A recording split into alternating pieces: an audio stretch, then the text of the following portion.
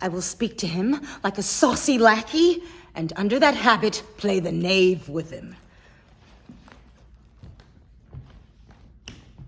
Do you hear, Forester? Very well. What would you? I pray you, what is't? O'clock. Well, you should ask me what time of day. There's no clock in the forest. Then there is no true lover in the forest. Else, sighing every minute and groaning every hour would detect the lazy foot of time as well as the clock. And why not the swift foot of time? Had not that been as proper? By no means, sir. Time travels in diverse paces with diverse persons. I'll tell you who time ambles withal, who time trots withal, and who time gallops withal. I prithee, who doth he trot withal? Marry, he trots hard with a young maid, between the contract of her marriage and the day it is solemnized. If the interim be but a se'nnight, time's pace is so hard that it seems the length of 7 years. Who ambles time withal? With a priest that lacks Latin, and a rich man that hath not the gout. For the one sleeps easily because he cannot study, and the other lives merrily because he feels no pain. Well, who doth he gallop withal? With a thief to the gallows. For though he goes as softly as foot can fall, he thinks himself too soon there. Where dwell you, pretty youth? With this shepherdess, my sister, here in the skirts of the forest. Your accent is something finer than you could purchase in so removed a dwelling. I have been told so of many, but indeed Old. Bold? Old. Old. Religious. Delicious. Religious uncle of mine taught me to speak. One that knew courtship too well, for there he fell in love. I have heard him read many lectures against it, and I, thank God, I am not a woman, to be touched with so many giddy offenses as he hath generally taxed their whole sex withal. Well, can you remember any of the principal evils that he laid to the charge of women? Nah. I will not cast away my physic, but on those that are sick.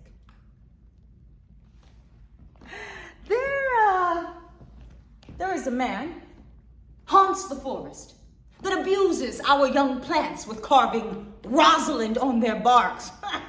If I can meet that fancy monger, I'd give him some good counsel. But I am he that is so love-shaped.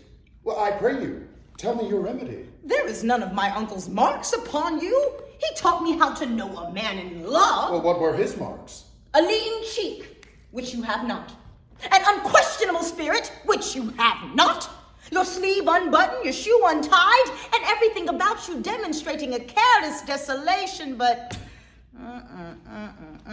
you are no such man. You are rather a point device in your accoutrements, as loving yourself than seeming the lover of any other. Fair youth, I would I could make thee believe I love. Me believe it. You may as soon make her that you love believe it. But, in good sooth, are you he that hangs the verses on the trees wherein Rosalind is so admired? I swear I am that he, that unfortunate he. But are you so much in love as your rhymes speak? Well, neither rhyme nor reason can express how much. Oh, love is merely a madness. And I tell you, deserves as well a dark house and a whip as madmen do. And the reason they are not so punished and cured is because the lunacy is so ordinary that the whippers are in love too. Yet I profess curing it by counsel. What, did you ever cure any so? Yes, one. And in this manner. He was to imagine me his love, his mistress. And I set him every day to woo me. At which time would I, being but a moonish youth, grieve, be effeminate, changeable, longing and liking, proud, fantastical, apish, inconstant, full of tears, full of smiles, would now like him, now loathe him, then entertain him, then forswear him, now weep for him, then spit at him, that I drave my suitor from his mad humor of love, and thus I cured him. And this way will I take upon me to wash your liver as clean as a sound sheep's heart, that there shall not be one spot of love in't. Well, I would not be cured, youth. I would cure you, if you would but call me, Rosalind, and come every day to my court and woo me. No. By the faith of my love, I will. Tell me where it is. Go with me to it, and I'll show it you. And by the way, you shall tell me where in the forest you live. Will you go? With all my heart, good youth. Nay, you must call me Rosalind. And why, I pray you, who might be your mama that you do insult, exult, and all at once over the wretched? What? Though you have no beauty, as by my faith I see no more in you than without candle may go dark to bed. Must you be therefore proud and pitiless? What means this? Why do you look on me? And I see no more in you than in the, ordinary of nature's sail work. Odds my little life, I think she means to tangle my eyes too. No, faith, proud mistress, hope not after it. You, foolish shepherd, wherefore do you follow her?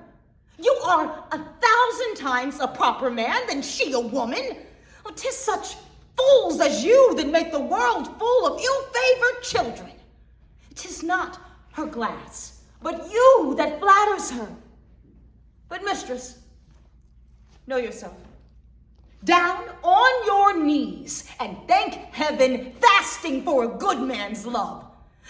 For I must tell you friendly in your ear,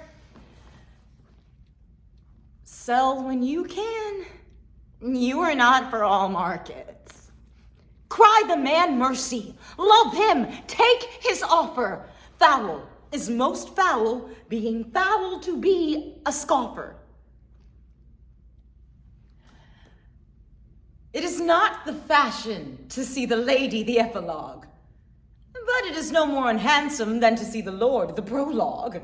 'Tis true that a good play needs no epilogue, yet good plays prove the better by the help of good epilogues. What a case am I in then, that am neither a good epilogue nor can insinuate with you in the behalf of a good play. I am not furnished like a beggar, therefore to beg will not become me. My way is to conjure you, and I'll begin with the women. I charge you, O women, for the love you bear to men, to like as much of this play as please you. And I charge you, O men, for the love you bear to women, as I perceive by your simpering none of you hates them, that between you and the women the play may please. If I were a woman, I would kiss as many of you as had beards that pleased me, complexions that liked me, and breaths that I defied not. And I'm sure as many as have good beards or good faces or sweet breaths will, for my kind offer, when I make curtsy, bid me farewell.